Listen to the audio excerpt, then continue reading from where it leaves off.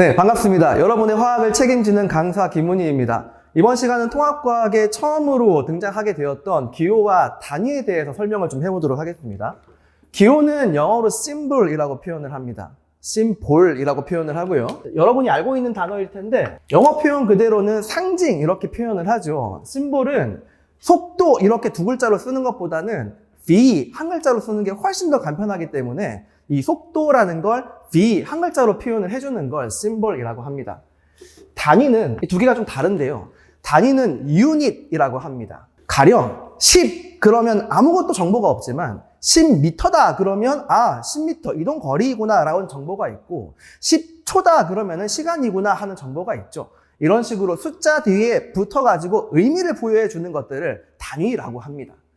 정리를 좀 해볼게요. 기호라고 하는 건 대신 쓰는 거다라고 생각을 해주시면 되겠습니다. 단위라고 하는 건 숫자 뒤에 쓰는 거다라고 인식을 해주시면 되겠습니다. 숫자 뒤에 써가지고 그 숫자에 의미를 부여하는 거, 그걸 단위라고 합니다. 기호보다는 단위가 조금 더 중요한데요. 단위에는 세 가지가 있어요. 우리가 쓰는 단위 중에서 미터라고 하는 것도 있지만 킬로미터라고 하는 것도 있죠.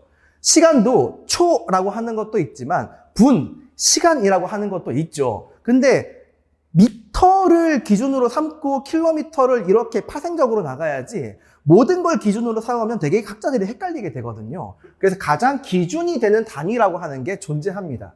그래서 기본 단위라고 하는 게 있고요. 이 기본 단위를 영어 표현으로는 SI unit이라고 할 건데 SI는 International System이라는 뜻입니다. 국제 표준 단위를 SI unit이라고 할 건데 가령 이동거리는 미터가 SI 유닛이고요. 킬로미터는 SI에서 파생된 단위입니다. 자, 기본 단위가 있고 이 기본 단위를 묶어가지고 쓰는 새로운 단위가 있어요. 그런 것들을 유도 단위라고 합니다. 자, 유도 단위는 기본 단위의 조합이라고 생각을 해주시면 되겠습니다. 마지막 한 개는 BSI 단위라고 하는 것도 있어요. B라는 말은 아니다라는 뜻이죠. 자, 이런 것들을 표로 한번 정리를 좀 해보겠습니다. 기호가 이렇게 있고요. 그 다음은 SI 단위가 이렇게 있고요. 그 다음은 유도 단위가 이렇게 있고요. 마지막으로는 BSI 단위까지 정리를 한번 해볼게요. 이동 거리를 보겠습니다.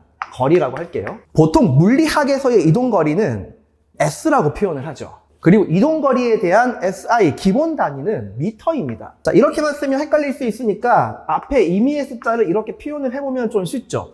10이라고만 하면 아무 뜻도 없지만 10m다 그러면 이동거리의 뜻이 있습니다. 여기에서 BSI 단위로 넘어가 볼게요. 여기에서 부산까지의 거리를 미터로 표현을 하면 너무 길지 않을까요? 그래서 보통은 킬로미터라고 표현을 할 건데 부산까지의 거리는 약 400km입니다. 자, 여기에서 앞에 이 K라는 게 뭔지 여기에 정리를 좀 해보고 넘어갈게요. 보통 우리가 100이라는 숫자를 100을 쓰는 것보다는 그냥 H라고 표현을 하는 게 훨씬 더 심플하기 때문에 물론 우리한테 심플하지 않지만 학자들한테는 심플하기 때문에 100 대신에 헥토라고 하는 걸 많이 씁니다. 가령 기압 때 많이 쓰는데 1기압은 1018 헥토파스칼이다. 1018이 아니죠? 1013 헥토파스칼이다. 이렇게 할 때에 헥토를 좀 많이 씁니다. 그리고 일상생활에서 훨씬 더 많이 쓰는 게 이건데요. 1000이라고 하는 숫자 대신에 킬로라고 하는 걸 많이 씁니다. 이건 인스타그램 팔로워가 좀 많으신 분들은 금방 알 수 있어요. 인스타그램 팔로워를 2000, 3000 이렇게 표현을 하지 않고 2K, 3K 이렇게 표현을 합니다. 기본적으로가 아니라 참고적으로 저의 인스타 팔로워는 3.8K입니다. 굉장하죠? 조금 작은 것들도 좀 볼게요. 여러분이 많이 알고 있는 겁니다. 100분의 1. 100분의 1은 센티라고 표현을 하죠. C라고 쓰고 센티라고 읽습니다. 그리고 1000분의 1은 M이라고 쓰고 밀리라고 읽습니다. 자, 이게 많이 헷갈리시는 친구들은 1m는 100cm이구나 이걸 기억하시면 좋을 것 같고요. 이것도 1리터는 1000ml이구나 라고 하는 걸 기억하시면 되겠습니다. 여기 대신에 C 대신에 100분의 1을 집어넣으면 등식이 성립하고요. 여기 밀리 대신에 1000분의 1을 집어넣으면 등식이 성립을 하게 되죠. 여기에서 훌쩍 건너뛰어가지고 10의 마이너스 6제곱 100만 분의 1은 요거는 알파벳이 아니고 그리스 문자입니다. 그리스 문자 뮤라고 읽고요. 여기서는 이걸 마이크로라고 합니다. 자, 그리고 이건 여러분들이 알고 있을 수도 있는데 10억 분의 1을 n이라고 하고 나노라고 합니다. 이런 식으로 복잡한 숫자 대신에 간단한 알파벳이나 혹은 그리스 문자로 표현을 할 건데요. 여기도 마찬가지로 1000 대신에 K라고 바꿔서 표현을 한 겁니다. 이런 식으로 넣어주는 걸 BSI라고 해요. 한 개 더 볼까요? 시간은 타임이죠. 기호로 T라고 표현을 합니다. 예를 들어 가지고 5라고 하면 의미가 없지만 5초라고 하면 의미가 있죠. 그래서 초가 SI 기본 단위고 세컨드라고 합니다. 여기에서 우리가 BSI 단위로 확장을 하게 되면 예를 들어 3시간 그러면 시간은 BSI 단위가 되겠습니다. 지금부터 시간과 거리를 한번 조합을 해볼 건데 우리가 통합과학 뒤에 역학 파트에서 배우게 될 속력이라고 하는 단위가 있어요. 이 속력은 V라고 표현을 할 건데 이것도 그리스 문자입니다. 속력은 이동거리를 시간으로 나눈 개념을 말하는데 우리가 배웠던 이동거리의 SI 단위는 미터였고요. 시간의 SI 단위는 세컨드이기 때문에 단위로 표현을 할 때는 이 분수를 이런 식으로 꺾어서 표현을 합니다. 그리고는 어떻게 읽냐? 미터 퍼 세컨드라고 표현을 이렇게 하게 되죠. 이때 미터 퍼 세컨드는 SI 유닛을 조합해서 만든 새로운 유도 단위가 되겠습니다. 자, 속력 이야기를 해볼게요. 속력은 기호로 V라고 표현을 합니다.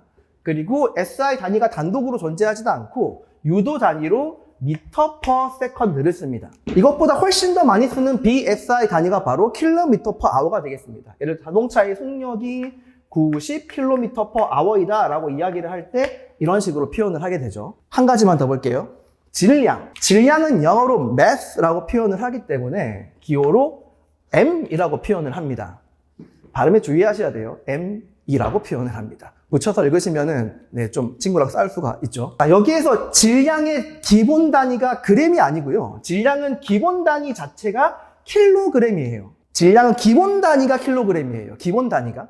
킬로가 있다고 해서 다 BSI가 아니고, 알겠죠? 기본 단위를 먼저 기억을 하시고, 기본 단위가 아닌 것이 BSI라고 기억을 하셔야 됩니다. 그래서 우리가 알고 있는, 예를 들어 3kg이다. 이거는 SI 유닛이 되는 거고, 예를 들어 3g이다. 그러면 BSI 단위입니다. 화학 선생님으로서는 불쾌하기 짝이 없죠.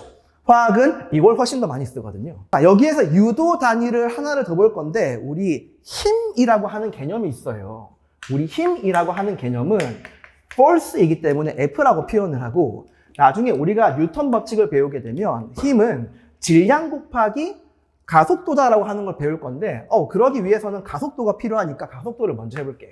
가속도도 역학 시간에 따로 배울 건데요. 가속도는 acceleration이라고 해서 보통은 A라고 표현을 합니다. 가속도는 시간의 이 표시는 뭐냐면 변화량이란 뜻이에요. 시간의 변화에 대한 속력의 변화 혹은 속도의 변화를 가속도라고 할 건데 정확히는 속도의 변화가 되겠습니다. 요건 어떻게 표현을 할 거냐? 자, 보세요. 이 속도의 단위가 미터 퍼 세컨드예요. 미터 퍼 세컨드고요. 그리고 나누기 시간의 단위가 세컨드예요. 이게 미터 퍼 세컨드에서 이 기울어진 것도 분수라고 표현을 했잖아요. 그래서 얘를 이렇게 표현을 해도 괜찮아요. 이렇게 표현을 해도 괜찮아요. 그럼 여기에 나누기 1 들어가는 거니까 번문수를 표현을 하게 되면 미터 위에 남고요. 여기 위에 표현을 할게요. 미터가 위에 남고요. 아래쪽에는 세컨드가 2개가 되죠. 그래서 가속도의 단위는 미터 퍼 세컨드의 제곱이 돼요. 여기 표현을 해볼게요. 가속도. 가속도는 기호로 A라고 표현을 하고 유도 단위로는 미터 퍼 세컨드 제곱이 되겠습니다. 자, 그리고 이제 힘은 질량 곱하기 가속도로 표현을 할 거예요. 자, 이걸 다시 밑으로 빼가지고 자세히 볼게요. 힘은 질량 곱하기 가속도로 표현을 할 거예요.